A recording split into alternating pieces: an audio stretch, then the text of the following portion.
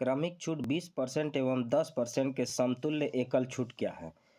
ये एकल छूट, समतुल्य छूट, क्रमिक छूट, लगातार छूट, इंग्लिश में इसको सक्सेसिव डिस्काउंट या कंसेक्यूटिव डिस्काउंट कहते हैं।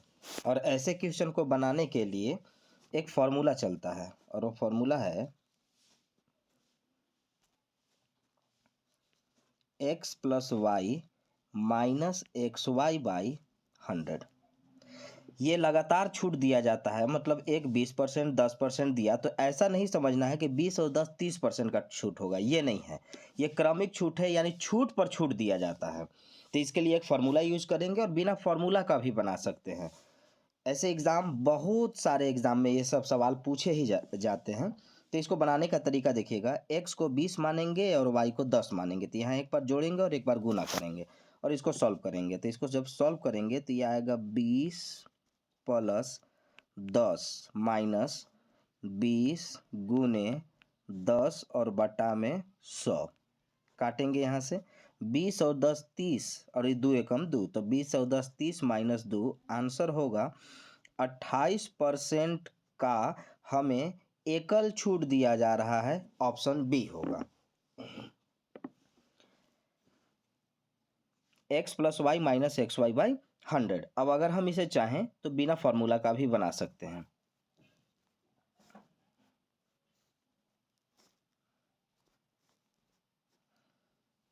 देखिए, क्योंकि आपको पता होगा कि छूट हमेशा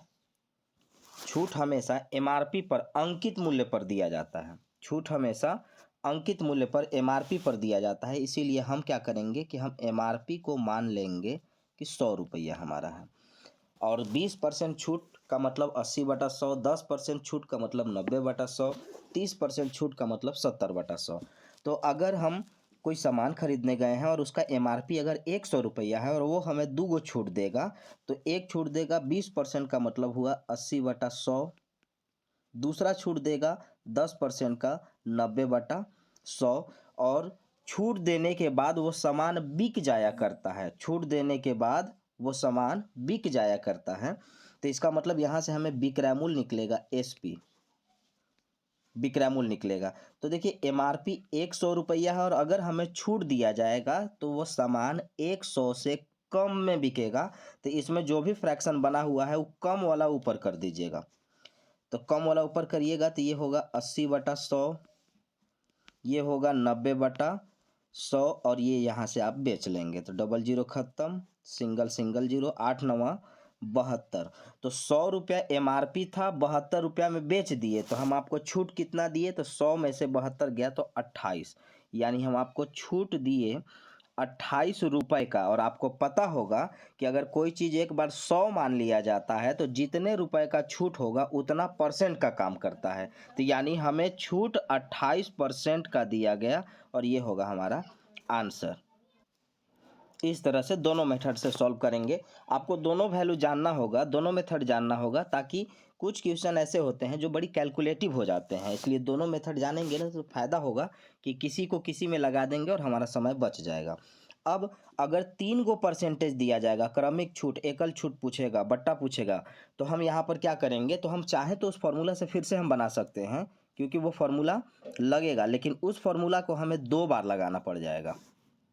उस फार्मूला को 2 बार लगाना पड़ेगा। जैसे एक बार 20 और 30 दिया हुआ है तो इसको यूज कीजिए, तो आपका होगा 30 प्लस 20 माइनस 30 गुने 20 और बटा में 100, डबल जीरो खत्म, 30 और 20 50 और 3 दूना 6, 50 में से 6 जाएगा, आपका आएगा 44%। तो एक यहाँ देखिएगा, इन दोनों परसेंटेज को यूज किए तो हमें 44% आया। अब चूंकि एक और परसेंटेज दिया हुआ है तो इसी फार्मूला पर यूज करेंगे, लेकिन इस परसेंट को इस परसेंट के साथ फिर से रखेंगे और ये एक्स हो जाएगा ये और वाई हो जाएगा ये, और इन्हीं को रखेंगे। तो फिर से रखिए, तो 44 प्लस 10 माइनस 44 गुने 10 और बटा में 100, इसको काटिए, 1 जीरो तो रहिए गया मेरा। मतलब 44 को 1 जीरो से भाग देंगे तो 4.4 आएगा। तो ये देखिएगा 44 और 10 54, 54 में से 4.4 4 अगर घटाते हैं तो आएगा आपके पास 49.6, यानी हमें 49.6% का यहाँ पर डिस्काउंट दिया गया, यानी तो टोटल 49.6% का डिस्काउंट था, यानी छूट था। अगर आप चाहें तो फिर से आप उसी से यहाँ पे आप बना सकते हैं। देखिए, हमें मालूम है कि छूट यानी डिस्काउंट हमेशा एमआरपी पर दिया जाता है, तो हम क्या करते हैं कि हम एमआरपी मान लेते हैं कि 100 रुपया होगा।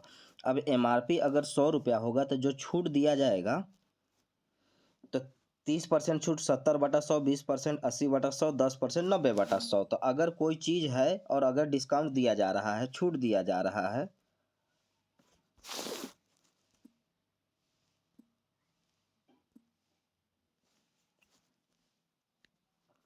छूट दिया जा रहा है, तो इसका मतलब है कि जितना एमआरपी है उससे कम में बेचा जाएगा। तो जितने भी फ्रैक्शन बनेंगे उसमें कम वाला फ्रैक्शन को ऊपर आप कर देंगे, आंसर आ जाएगा। देखिए, जैसे मान लेते हैं कि एमआरपी 100 रुपया था, तो 100 एमआरपी था, 30% छूट का मतलब 70/100, 20% छूट का मतलब 80/100 और 10% छूट का मतलब 90/100। तो यहाँ से डबल जीरो खत्म, सिंगल सिंगल यानी यहाँ से खत्म, 1 जीरो यहाँ से खत्म, 9 अठे 72, 72 को 7 से करेंगे तो 7 दूना के 14 और 7 सते 49 और 1 50, यानी और 1 जीरो था तो 50.4 रुपया का छूट दिया, मतलब बेचा गया। ये विक्रय मूल्य है। एमआरपी 100 रुपया था, 100 रुपया में छूट दे करके इस चीज़ को बेच दिए, तो ये विक्रय मूल्य कहलाया, एसपी कहलाया। अब बताइए कि एमआरपी अगर 100 था और बेच रहे हैं 50 रुपया 40 पैसा में, तो छूट कितना दिया गया? तो 100 में से घटाएंगे तो वो छूट होगा, तो वो छूट हमको दिया जा रहा है 49.6 रुपया का। और आपको पता है कि अगर कोई चीज़ 100 मान लिया जाता है तो जितना रुपया है वो परसेंटेज का काम करता है, तो हम कह सकते हैं कि 49.6% का छूट दिया जा रहा है, आंसर सेकंड। तो आप दोनों मेथड एकदम आराम से यूज कर सकते हैं, कोई दिक्कत नहीं होगा। अगला क्वेश्चन पर आइए। देखिए, क्वेश्चन कहता है कि एक पंखा का अंकित मूल्य 800 रुपये है, यह 10% और 5% के क्रमिक छूट पर उपलब्ध है, एक ग्राहक को इसके लिए कितना भुगतान करना पड़ेगा? तो भुगतान उतना ही करना पड़ेगा जितना रुपया में ये बिक जाएगा। तो 800 रुपया एमआरपी है। अब यहाँ से फिर से आप दो तरीके से बना सकते हैं। आप इसका सक्सेसिव डिस्काउंट निकाल लीजिए, क्रमिक छूट निकाल लीजिए और उसके बाद उसका निकाल लीजिए, या फिर डायरेक्ट आप बना सकते हैं कि अगर एमआरपी मेरा 800 रुपया है, अगर एमआरपी मेरा 800 रुपये है, 10% छूट देंगे तो 90/100 में बेचेंगे, 5% छूट देंगे तो 95/100 में बेचेंगे, और यहाँ से ये बिकेगा, डबल जीरो खत्म, 1 जीरो खत्म। अब आप 5 दूनी 10, 5 से 19 बार में, 19 गुने 9 गुने 8, तो 9 अठे 72 और 72 गुने 19 करिए। जैसे ही गुना करेंगे आ जाएगा 1368, और नीचे देखिएगा कि बट्टा में 2 है, 2 से जब काटेंगे तो ये 6 बार में, ये 8 बार में और ये 4 बार में, आंसर होगा 684 रुपये। यानी जिस चीज़ का एमआरपी 800 रुपया है, अगर दो छूट दिया जाएगा, 10% और 5% का क्रमिक छूट दिया जाएगा, तो वो सामान हमें 684 रुपया में बिक जाएगा और ग्राहक भी उसको 684 रुपया में भुगतान करके खरीद लेगा। अब आइए अगला क्वेश्चन। एक घड़ी का अंकित मूल्य 500 था, एक ग्राहक 2 क्रमागत बट्टा पर 360 रुपया में खरीदा, यानी ये 360 में बिक गया, तबे ना जाकर के 360 में बेचा। पहला छूट अगर वो 20% दिया है तो दूसरा छूट कितना है?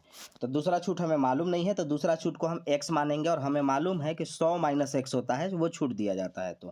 तो ये हम अगर 500 रुपया में, अगर ये हमारा एमआरपी है और पहला छूट अगर 20% का दिया, तो 20% छूट का मतलब होता है 80/100। तो ये 100 में से 20 घटाए तब है ना। अगला छूट कह रहा है कि नहीं पता है, तो 100 माइनस एक्स बटा में 100 लिखेंगे, क्योंकि ये मालूम था हमें 20%, इसलिए 100 में से 20 घटा के 80/100 लिख दिए। ये छूट हमें नहीं पता है तो हम एक्स यानी 100 माइनस एक्स बटा में 100 लिखेंगे, और ये 500 एमआरपी है और 2 गो छूट देने के बाद ये 360 रुपया में बिक जाएगा। तो यहाँ से काटिए, डबल जीरो खत्म, 1 जीरो यहाँ से खत्म, 5 से काटिएगा तो 2 बार में, 2 से काटिएगा तो 4 बार में, 4 से काटिए 4 9 36। अभी प्लस इधर जाएगा तो माइनस, तो 90 में से 100 गया तो x का वैल्यू 10%। अगला जो डिस्काउंट था वो 10% था, अगला जो छूट था वो 10% का छूट था। चलिए अगला क्वेश्चन देखिए। एक पेन अंकित मूल्य, सेम क्वेश्चन है, इसको आप होमवर्क से बना लेंगे क्योंकि ये फिर से दूसरा बट्टा ही पूछा जा रहा है, तो इसको आप बना लेंगे। अगला क्वेश्चन देखिए। एक कूलर का अंकित मूल्य 3200 रुपया है और वह नगद 10, 5/10, 3/20, n/30 शर्तों पर खरीदा जा सकता है। यदि रुपए का भुगतान 15वें दिन किया जाए तो कितने रुपए का छूट मिलेगा? तो देखिए इसका मतलब होता है ना कि अगर मैं, इसका मतलब मैं समझा दे रहा हूँ कि ये क्या है। देखिए अगर मैं नगद लूँगा तो मुझे 10% का छूट मिलेगा, लेकिन अगर मैं 1 से 10 दिन के बीच में पैसा जमा करूँगा, यानी उधार लेकर के 1 से 10 दिन के बीच में पैसा जमा करूँगा तो 5% का छूट मिलेगा, और अगर 10 से 20 दिन के बीच में दूंगा तो 3% का छूट मिलेगा, और अगर 20 से 30 दिन के बीच में पैसा दूंगा तो कोई छूट हमें नहीं मिलेगा, फिर हमें कोई भी छूट नहीं मिलेगा। तो याद रखेंगे कि ऐसे सवाल को बनाने के लिए सिर्फ और सिर्फ इतना समझना है कि कौन सा दिन देना है, तो हमें 15वां दिन पैसा देना है, तो 15वां दिन का मतलब 10 और 20 दिन के बीच में पैसा दिया गया, तो 10 और 20 दिन के बीच में अगर पैसा देंगे तो सिर्फ 3% का डिस्काउंट यानी छूट मिलेगा। तो 3200 रुपया MRP है और 3200 में 3% अगर छूट मिला तो 32 तिया 96 रुपया का छूट मिलेगा, और ये होगा हमारा आंसर। और यही पूछा है कि कितने रुपए का छूट मिलेगा, कितने रुपए का डिस्काउंट मिलेगा। तो क्रमिक छूट पर जितने सवाल बन सकते थे ये आपको बता दिया गया। अब इसको आप अच्छे से प्रैक्टिस करें और फिर अगला टाइप का इंतज़ार करें। धन्यवाद।